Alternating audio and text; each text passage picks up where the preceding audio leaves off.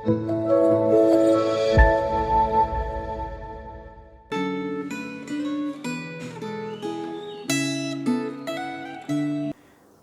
saudara-saudara, hari ini kita merenungkan Mazmur 94. Mari kita mulai dengan doa.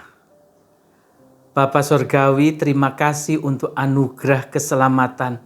Terima kasih untuk anugerah hidup. Terima kasih untuk anugerah firman-Mu yang boleh kami nikmati tiap-tiap hari. Hari ini pun kami rindu firman-Mu memberkati kami, bagaikan pelita yang menerangi jalan-jalan hidup kami di dalam dunia yang penuh pergumulan dan tantangan ini. Dalam nama Tuhan Yesus kami sambut firman-Mu. Amin. Saya bacakan Mazmur 94, 3 ayatnya saja. Ayat pertama, 12 dan 23. Demikian firman Tuhan. Ya Allah pembalas, ya Tuhan, ya Allah pembalas, tampillah. Berbahagialah orang yang Kau hajar ya Tuhan, dan yang Kau ajari dari Taurat-Mu. Ia akan membalas kepada mereka perbuatan jahat mereka, dan karena kejahatan mereka, Ia akan membinasakan mereka. Tuhan Allah kita akan membinasakan mereka. Saudara, Mazmur ini mewakili jeritan hati sekaligus menghibur umat Allah yang sedang dihukum Allah ke negeri pembuangan.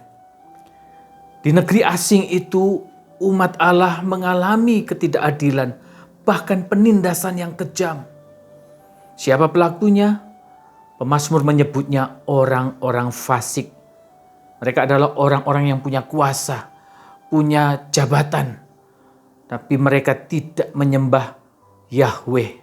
Sehingga dengan sombongnya mereka berani menyimpulkan Allah Israel itu tidak peduli pada kejahatan yang mereka lakukan, bahkan tidak tahu apa-apa tentang kejadian-kejadian di dunia ini. Saudara melihat orang fasik yang hidupnya baik-baik saja itu, sebagian umat Allah mulai berpikir, alangkah bahagianya jadi orang fasik itu. Mereka bebas berbuat jahat, tapi hidupnya baik-baik saja. Nah, saudara-saudara, bagaimana Mazmur ini menghibur sekaligus mengajar umat Allah yang tertindas ini? Setidaknya ada 2 yang pemazmur lakukan. Yang pertama, saudara, nampak di ayat pembuka, di ayat 1 tadi. Pemazmur mengingatkan bahwa Allah itu adalah pembalas. 2 kali diulang, saudara. Jadi yang punya kuasa, yang punya hak untuk membalas itu hanya Allah. Karena Dia sang hakim yang adil atas semua ciptaannya. Maka tidak perlu umat itu main hakim sendiri, membalas dengan kejahatan. Lalu yang kedua, saudara-saudara, di ayat 23, di ayat penutup, pemazmur menegaskan bahwa Allah itu akan menggunakan haknya dan kuasanya. Ia akan benar-benar bertindak, membalas kejahatan orang fasik. Ia akan membinasakan orang fasik. Ya, bahkan 3 kali diulang itu. Nah, saudara, maka keliru kalau ada yang berpikir jadi orang fasik itu bahagia. Oh tidak, saudara-saudara. Kalau mereka tidak bertobat, mereka dalam bahaya besar. Akan dibinasakan oleh Allah. Sebaliknya menurut pemazmur, orang-orang yang bahagia itu justru mereka sendiri. Ya, ini umat Allah yang sedang dihukum pembuangan ini. Seperti yang kita baca di ayat 12 tadi. Berbahagialah orang yang Kau hajar ya Tuhan, dan yang Kau ajari Taurat-Mu. Dengan kata lain, mereka telah berbuat dosa. Dan Allah menghajar mereka dengan mengizinkan mereka kalah perang sehingga ditawan, dibuang ke negeri musuh.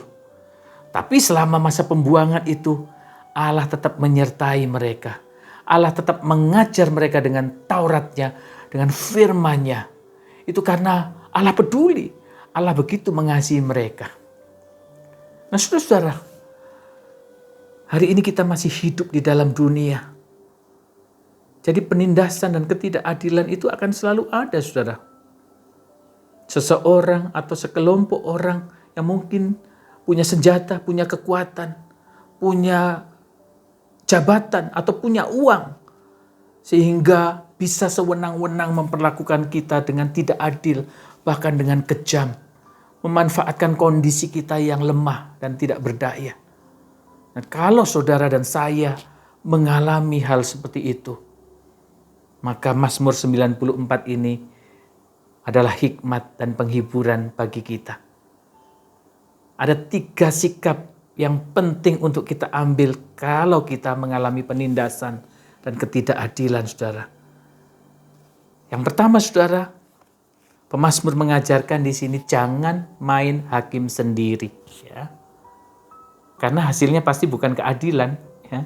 Itu hanya mengawetkan kekerasan dan permusuhan, saudara. Yang kedua, mari kita mendekat pada Allah, pada firman Allah, supaya kita beroleh kekuatan dan penghiburan. Tetapi yang ketiga ini tidak kalah penting. Kita harus mempercayai, mengimani karakter Allah yang utuh. Dalam konteks ini maksudnya adalah Alkitab mengajarkan bahwa Allah itu adalah Allah yang penuh anugerah, sekaligus Allah yang pembalas, seperti diingatkan Mazmur 94 ini.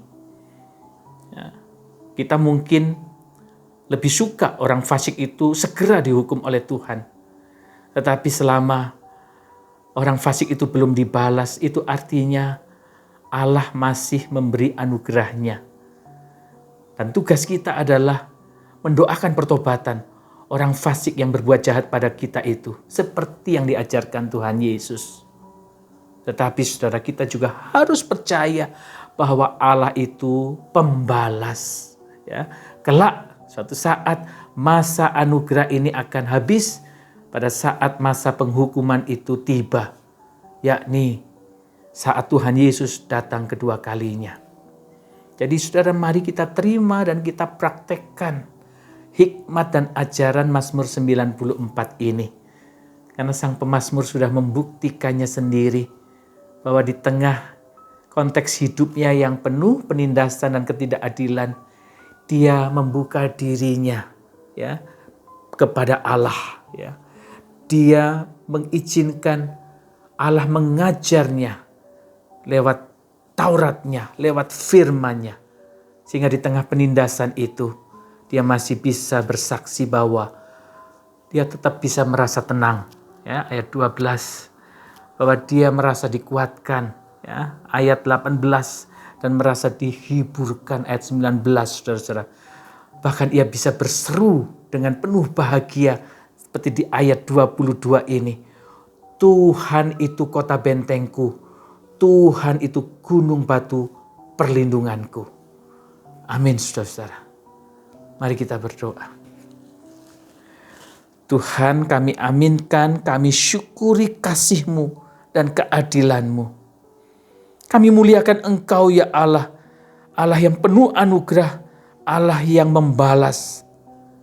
Kami sadar hari ini pun kami bisa mengalami penindasan, ketidakadilan. Oh Tuhan, kuatkanlah kami menghadapinya. Karena Engkaulah kota benteng kami, gunung batu perlindungan kami. Dalam nama Tuhan Yesus, bersyukur untuk firman-Mu. Amin.